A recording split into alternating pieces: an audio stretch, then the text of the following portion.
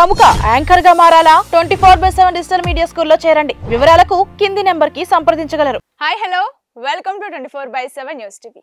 Big boss house లో nomination process start అయిపోయింది. అసలు ఈ నామినేషన్స్ లో ఏం జరగబోతోంది? సోనియా దెబ్బకు నిఖిల్ కి చెక్ పడిందా?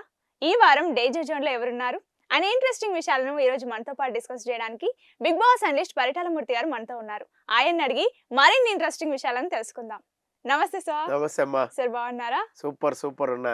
సార్ ఫస్ట్ చెప్పండి, ప్రోమో ఎలా ఉంది? సోనియా ఎంట్రీకి నిఖిల్ ఎలా అయ్యాడు?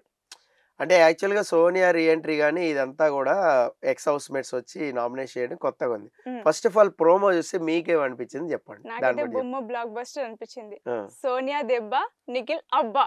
ఓహో, బస్ టైటిల్ పెట్టారుగా, అదే టైటిల్ పెడదాం మన తమ్ముళ్ళలో కూడా. Okay sir. సో అయితే ఏంటంటే ఇక్కడ ఏదైతే ఎక్స్ హౌస్ మేట్స్ అనేది వస్తారో ఎప్పుడు కూడా రీఎంట్రీ, ఒక గెట్ టుగెదర్, ఒక ఫన్ కోసం వచ్చేవాడు. సో మన సీజన్ 1 నుంచి చూసుకున్నా అది ఒక రొటీన్ లాగా ఉంది. అయితే ఇప్పుడు ఏంటంటే నామినేషన్ ప్రక్రియ అనేది కొంచెం డిఫరెంట్గా చేశారు. సో ఎక్స్ హౌస్ మేట్స్ వచ్చి, సో మీరు సోనియాది ఒక్కటే చూస్తున్నారు, నేను మణికంఠది ఆలోచిస్తున్నా ఎలా ఉండబోతుంది మణికంఠదైనా, ఎందుకంటే చాలా లాజిక్స్ వర్కౌట్ చేస్తాడు. అయితే ఇక్కడ బయటికి వెళ్ళిన తర్వాత హౌస్ మేట్స్ ఏమేమి మాట్లాడుకున్నారు అంటే బియాండ్ ఒక చిన్న లాజిక్ ఏంటంటే, ఇప్పుడు మన ఇద్దరం ఉన్నాం, మన ఇద్దరం సోనియా గురించి మాట్లాడుకున్నాం, మనం హౌస్ లో ఉన్నాం. బట్ ఇది సోనియాకి హౌస్ లో ఉంటే తెలియదు, బయటకు వచ్చింది అనుకోండి మన ఇద్దరం ఏం ఆడుకున్నాం సోనియా గురించి సోనియాకి తెలుస్తుంది. సో ఆ పాయింట్ మీద నామినేట్ చేస్తుంది అనుకోండి, ఆడియన్స్ కిక్ వేరే లెవెల్లో ఉంటది. సో మరి మొన్న ఇది అడగలేదేంటి నువ్వు హౌస్ లో అని అనుకుంటారు కొంతమంది. బట్ నేను వినలేదు కదా, బయటకు వచ్చాక కదా అన్ని ఎపిసోడ్లు చూసాక ఓహో నా గురించి మీరిద్దరు ఇలా మాడుకున్నారా అని తెలుస్తుంది. అది బయటికి వెళ్ళాకే తెలుస్తుంది. సో లోపల ఉన్నప్పుడు తెలీదు, లోపలే ఉంటాం. వాళ్ళు ఏదైనా మనకి చెప్పచ్చు, మభ్య పెట్టచ్చు, ఏదో ఒక మసిపూసి మారేడుగా చేయొచ్చు, నేను అట్లా అన్నా నేను ఇట్లా అన్నా అని కన్విన్సిబుల్ గా మాడచ్చు. ఫస్ట్ లో నిఖిల్ 2-3 వారాలు చేసింది అదే.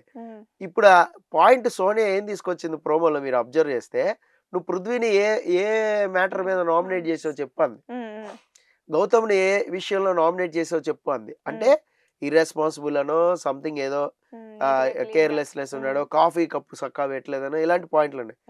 మరి అంత ఇది ఉన్నప్పుడు నువ్వేం చేస్తున్నావు అంటే, ఇది ఎప్పుడు చూసింది బయటికి వెళ్ళిన తర్వాత ఈ పాయింట్స్ చూసింది.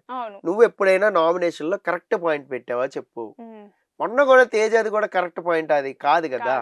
సో అంతకు ముందు గౌతమ్ది కూడా యష్మి విషయంలో అక్క అన్నాడని చెప్పి మాట్లాడి పెట్టావు. సో ఈ అక్క అన్నంత దగ్గర తిరిగి ఉంటది ఖచ్చితంగా. ఇప్పుడు సోనియా ఏదైతే నామినేషన్ చేసిందో, ప్రేరణది వేరే విషయం. ప్రేరణ లూజ్ టాక్ మాట్లాడుతుంది, సిగ్గు లేదా అంది గౌతమ్ని, అంతకుముందు క్యారెక్టర్లెస్ అని అయ్యని ఫేక్ ఫ్రెండ్ అని ఆల్మోస్ట్ ప్రేరణ లూజ్ టాక్ అనేది నడుస్తున్నాడు. నైని పావని హట్ అయింది కూడా పుడింగి అనగా. సో ఇదంతా తెలుసు మనకి. ఆ విషయంలో ప్రేరణగా ఆ షుగర్ బాటిల్ పడిపోయింది. దెన్ నిఖిల్ దగ్గరికి వచ్చేసరికి అది ఎక్స్పెక్ట్ చేయలేదు అక్కడ ఎవరు కూడా. సో నాకు ఎక్కడ బాగా నచ్చిందంటే విష్ణుప్రియ ఎక్స్ప్రెషన్, వాయమ్మా వచ్చి నిఖిల్ తోనే ఉండేది ఫస్ట్ లోని, వచ్చి నిఖిల్నే నామినేట్ చేసింది అంటే నిఖిల్ గేమ్ నచ్చలా. సమ్మోర్ ఎక్కడో హట్ అయింది. సమ్మోజ్ నిఖిల్ వల్ల బ్యాడ్ అయ్యామనో, లేదా నిఖిల్ వల్ల అంత ప్లస్ కాలేదు మనకి, వై నిఖిల్ అసలు పాయింట్స్ పెట్టకుండా సేఫ్ గేమ్ ఎందుకు ఆడుతున్నాడు అనే పాయింట్ లో కూడా మేబీ నిఖిల్ కి ఒక హైప్ ఇద్దాం, అది కూడా ఉండొచ్చు. ఎందుకంటే ఇప్పుడు నేను మిమ్మల్ని కొన్ని పాయింట్లు అడిగా, ఏది ఆడియన్స్ అనుకున్న పాయింట్లు అడిగా, మీరు ఆన్సర్ చెప్తున్నారు అంటే ఆడియన్స్ డౌట్లన్నీ మీరు తీరుస్తున్నారు. సో మీకు డెఫినెట్ గా అయిపోది. సమ్మోర్ ఎక్కడో ఎవరిదో ఒక ఆడియన్ మిమ్మల్ని హేట్ చేసినాడు మీ పాయింట్ తో కన్విన్స్ అవుతాడు. అవును కదా నేను కూడా అలాగే అనుకున్నా, సోనియా కరెక్ట్ గా అడిగిందంటే నువ్వు ఆన్సర్ చెప్పావు.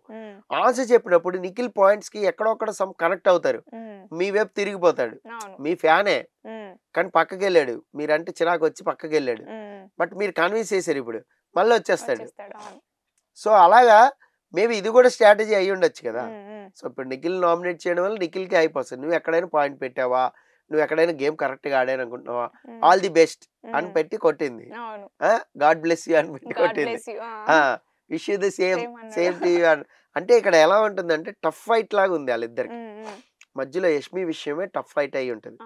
సో అక్కడ ఏమన్నాడు, నువ్వు యష్మి చెప్పినప్పుడే నువ్వు కట్ ఆఫ్ చేయొచ్చు కదా అంటే, నేను ఆ విషయం కట్ ఆఫ్ చేసా అన్నాడు. 100% ఆ విషయం తీసుకురాలా యష్మి దగ్గర. మామూలు హౌస్ మేట్ తో ఉన్నట్టే ఉన్నాడు, అది జనాలందరికీ తెలుసు. కానీ ఈ విషయం బ్యాడ్ అయిన వాళ్ళు కొంతమంది ఉంటారుగా, ఇందాక మనం అన్నట్టు నిఖిల్ బాగా అభిమానించే వాళ్ళు ఈ విషయంలో పక్కకి వెళ్ళి ఉంటారు. బట్ ఆ విషయాన్ని మనం తీసుకొచ్చి అడ్రస్ చేస్తే మనం చెప్పేది కన్విన్సిబుల్ గా వస్తాడు. అవును కదా, యష్మి మాట్లాడుతున్నా కూడా ఇతనేం రియాక్ట్ అవ్వలేదు కదా, ఏ కోసానో కూడా పక్కకి వెళ్ళి ఇలా అని అలా అని ఇలా అని అంటే ఒక చనువు తీసుకోవడం అంటారు, అది తీసుకోలేదుగా అనేది ఖచ్చితంగా ఉంటుంది, ఆడియన్ పాయింట్ ఆఫ్ వ్యూలో ఉంటుంది. అదే విషయం చెప్పాడు, నేనంత మోడర్న్ కాదు, నేనంత లిబరల్ కాదు అని చెప్తా ఉన్నాడు. చెప్తుంటే యష్మి ఏమంటుంది కౌంటర్, మరి ఈ విషయం వల్ల ఎంటర్ విషయంలో బ్యాడ్ అయింది నేను కదా, మరి నువ్వు ఎక్కడ కట్ ఆఫ్ చేసావు అని అడుగుతుంది. కట్ ఆఫ్ చేసావు అనేది ఎక్కడ చెప్తున్నాడు, నేను ఈ విషయంలో నేను మాట్లాడలేదు ఎప్పుడు కూడా అనేది కట్ ఆఫ్ అనేది ఆయన దృష్టి. కట్ ఆఫ్ అంటే ఏకంగా నీతో మాట్లాడకుండా ఉండడం. మరి అది ఎలాగంటప్పుడు గౌతమ్తో తిని కూడా కట్ ఆఫ్ చేయలేదు. ఇప్పుడు నీకు ఇక్కడ ఎలాగైతే ఉందో గౌతమ్ దగ్గర కూడా అలాగే ఉంది కదా. కట్ ఆఫ్ చేయకపోకబట్టి, నువ్వు చెప్పకపోకబట్టి అతను అంతసేపు ప్రొలాంగ్ అయ్యాడు. తర్వాత నువ్వు ఈ డ్రెస్ వేసుకుని టీ షర్ట్ వేసుకుని టీజ్ చేస్తుంటే పృథ్వీ సాంగ్ పాడుతుంటే అప్పుడు దెన్ గౌతమ్ పాయింట్ అవుట్ వచ్చి సమ్మర్ నీకు వేరే వాళ్ళ మీద ఇంట్రెస్ట్ ఉంది, అయ్యో వెరీ సారీ అక్క నా టీ షర్ట్ నాకు ఇచ్చే అన్నాడు. అర్థమైందా మీకు? ఇక్కడ ఏం జరిగిందో ఇక్కడ అదే జరుగుతుంది. అంటే వీళ్ళిద్దరి మధ్యలో ఉన్నదే యష్మి గౌతమ్ మధ్యలో అయింది. మధ్యలో యష్మి ఉంది, నువ్వు ఏది ఇచ్చావో అదే నీకు వచ్చింది. సో ఇప్పుడు బాధపడే ఉపయోగం లేదు. సో ఇంకొక పాయింట్ ఏంటంటే ఫ్యామిలీస్ అందరూ వచ్చి వెళ్ళిన తర్వాత అందరు ఇన్పుట్లు ఇచ్చారు, మీ గేమ్ మీరు ఆడండి, మీ ఫ్యామిలీ దాని ఏమంటారు మీరు గ్రూప్ కింద ఆడద్దు, మీ ఇండివిజువల్ గేమ్ మీరు ఆడండి అని ఫ్యామిలీ మెంబర్స్ ప్రతి ఒక్కరు చెప్పిన మాట ఇదే. యష్మికైనా, ప్రేరణకి శ్రీపాద్ అయినా, యష్మికి వాళ్ళ ఫాదర్ అయినా, అలాగే విష్ణుప్రియకి వాళ్ళ ఫాదర్ అయినా సోలో గేమ్ ఆడు, వేరే వాళ్ళ మీద ఎక్కువ ఫోకస్ వెళ్ళిపోతుంది, వాళ్ళు వేరే వాళ్ళ మీద ఫోకస్ ఎక్కువైపోతుంది, నీ గేమ్ లో నువ్వు లేవు. విష్ణుప్రియకి చెప్పింది ఇదే. యాంకర్ రవి వచ్చి స్ట్రైట్ ఫార్వర్డ్ గా చెప్పింది అదే. ఆయన కూడా ఏదో కవర్ కోటింగ్ వేసుకుంటా ఉంది. సో నువ్వు వేరే వాళ్ళ కోసం గేమ్ ఆడితే నీకెవడో ఓటేస్తాడు అని చాలా క్లియర్ గా చెప్పాడు. నీ కోసం నువ్వు ఆడితే ఓటేసేటోళ్ళు వేస్తారు అంటే నేను వేరే వాళ్ళ కోసం ఆడినా అది అర్థం చేసుకుని వీళ్ళు నాకు ఓటేస్తారంట. ఏ లాజిక్ చెప్పింది చూడండి. అలాగే ఎవడు ప్రపంచంలో అని చెప్పాడు యాంకర్ రవి, స్ట్రైట్ గానే చెప్పాడు. సో అలాగా చాలా విషయాల్లో స్ట్రైట్ గానే చెప్పారు ఫ్యామిలీ మెంబర్స్ అందరూ. ఈవెన్ నిఖిల్ వాళ్ళ మదర్ కూడా పర్ఫెక్ట్ చెప్పింది, డీ కోడ్ లో కూడా చెప్పింది. జీ అంది, వై అంది యష్మి అని, పి అంది ప్రేరణ అని. సో వీళ్ళ దగ్గరికి వెళ్ళా గేమ్ ఆల్రెడీ స్టార్ట్ చేసుకున్నాడు నిఖిల్, ఇంకా ఇండివిజువల్ గానే ఆడదామని. అయితే ఇక్కడ ఏంటంటే ఇంకొంచెం టైం ఉండాల్సింది. సో 2-3 వారాలే ఉంది ఇప్పుడు. ఇక్కడ వీళ్ళల్లో వీళ్ళు నామినేషన్లు వేసుకుంటే చాలా పాయింట్లు వచ్చాయి. బట్ బయట నుంచి ఎక్స్ కంటెస్టెంట్స్ వచ్చి నామినేట్ చేయడం వల్ల వీళ్ళకి డిఫెన్స్ చేసుకునే ఛాన్స్ ఆల్మోస్ట్ దొరకపోవచ్చు. ఎందుకంటే వాళ్ళు చాలా విషయాలు చూసి వస్తారు. ఆల్రెడీ నువ్వు పృథ్వీ ఏం మాట్లాడుకున్నారు నేను చెప్పడా అని చెప్తుంది, 3వ వారం సంథింగ్ ఏదో వారం చెప్పేస్తుంది. చెప్పినప్పుడు దాన్ని డిఫెండ్ చేసుకుంటానికి ఉండదు, ఎందుకంటే అది వాళ్ళిద్దరు పర్సనల్ గా మాట్లాడుకున్నది అయి ఉండొచ్చు. సో ఇలా చాలా ఉంటాయి. సో ఇప్పుడు సోనియా గాని, మీకు మణికంఠ గాని, శేఖర్ భాష గాని, సీత గాని, సో వీళ్ళు వచ్చి పాయింట్స్, సీత అంటేనే మామూలుగా పాయింట్స్ చాలా జనరేట్ చేసుకొస్తుంది. సో చాలా జనరేట్ చేసుకొచ్చినప్పుడు ఒక రేంజ్ లో కానీ పాయింట్స్ పెడితే అది వేరేలాగా ఉంటది. సో మీకు అందుకనే మాక్సిమం ఇప్పుడు ఓజీ క్లాన్ వాళ్ళే నామినేషన్ లోకి వచ్చారు మాక్సిమం, ఒక్క రోహిణి తప్ప. ఓజీ క్లాన్ లో ఉన్న వాళ్ళందరూ నామినేషన్ లో ఉన్నారు. మొత్తం ఎంతమంది ఉన్నారు? 6 ఉన్నారు, 7 ఉన్నారు రోహిణితో కలిపితే 6 ఓజీ క్లాన్ వాళ్ళు ఉన్నారు.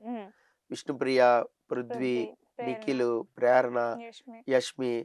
సో వీళ్ళంతా కూడా నామినేషన్ లోనే ఉన్నారు. రోహిణి, నబీల్ కూడా నామినేషన్ లో ఉన్నారు. సో వీళ్ళంతా నామినేషన్ లో ఉన్నారు అంటే సమ్మర్ ఎక్స్ కంటెస్టెంట్స్ అంతా వచ్చి ఫోకస్ పెట్టింది ఎక్కడ? ఓజీ క్లాన్ మీద పెట్టారు. సో వైల్డ్ కార్డ్ తో వాళ్ళకి ఏం ప్రాబ్లమ్స్ లేవు. సో మేబీ రోహిణిని ఎవరు నామినేట్ చేశారు ఏంటని మనకు తెలుస్తుంది, దాన్ని బట్టి చూద్దాం. అంటే మేబీ ఏమైనా అవినాష్కి ఏమైనా పవర్ ఇస్తే ఎవరినైనా సేవ్ చేసేయడము, అది కూడా చూడాలి. మేబీ గౌతమ్ ఉండుంటే గౌతమ్ని సేవ్ చేసి ఉండొచ్చు, సో వేరే వాళ్ళని ఎవరినైనా సేవ్ చేసి ఉండొచ్చు, అది కూడా చూద్దాం. సో ఓవరాల్ గా అయితే ఇది నామినేషన్ లిస్ట్.